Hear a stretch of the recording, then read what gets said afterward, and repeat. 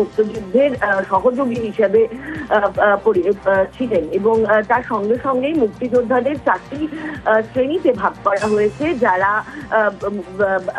বিভিন্ন রকমের পেশার সঙ্গে যুক্ত ছিলেন, যারা আলাদা আলাদা রকমের দায়িত্ব পালন করেছেন। অর্থাৎ যোদ্ধাদের মধ্যেও ক্লাসিফিকেশন করার এবার চেষ্টা করছে ইউনিট সরকার। এবং সব থেকে তাৎপর্যপূর্ণ হচ্ছে যে সমস্ত মুক্তিযোদ্ধারা বাংলাদেশের স্বাধীনতাকে নিয়ে এসেছিলেন, তাদেরই মুক্তিযোদ্ধার তকমা সরিয়ে একেবারে বাংলাদেশের স্বাধীনতার ইতিহাসকে বদলে দিতে অত্যন্ত বলিয়া হয়ে উঠেছে ইউনিট সরকার। এই পদক্ষেপ কিন্তু তাও আরো একবার প্রমাণ করলো।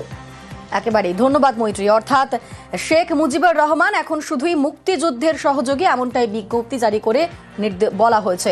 আর এই মুহূর্তে আমাদের সঙ্গে রয়েছেন আন্তর্জাতিক সম্পর্ক বিশেষজ্ঞ রাজাগোপাল ধর চক্রবর্তী।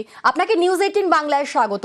আমরা দেখলাম যে বাংলাদেশের টাকা থেকে উধাও হয়ে গিয়েছে মুজিবুরের ছবি, এবং এবার যে পদক্ষেপ নেওয়া হলো, বলা হয়েছে যে এবার মুক্তিযোদ্ধার সহযোগী হচ্ছেন শেখ মুজিবুর রহমান। তাহলে কট্টরপন্থীদের চাপেই কি এই একের পর এক পদক্ষেপ করছেন ইউনূস?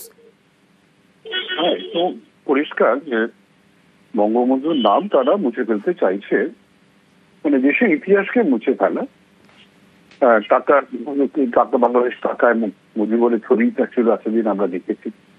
এখন এই জায়গায় কিছু ন্যাশনাল হেরিটেজের ছবি থাকবে, মানে মাইনরিটির ছবি থাকবে, মাইনরিটির যে সমস্ত আর্কিটেকচার আছে বোঝাবার চেষ্টা হচ্ছে ভাবে যে বাংলাদেশের মাইনরিটিসটা সুরক্ষিত। জানি না এখন বাংলাদেশ তো টাকা নতুন করে ছাপাতে গেলে নিজেদের ছাপানোর কতটা কি ব্যবস্থা আছে জানি না। ব্যয়বহুল হলে আমার ধারণা যে কাগজ লাগিয়ে প্রিন্টিং করতে হয় সবটাই, হ্যাঁ, যে অর্থনীতি ভেঙে পড়েছে সেখানে একটা বিশাল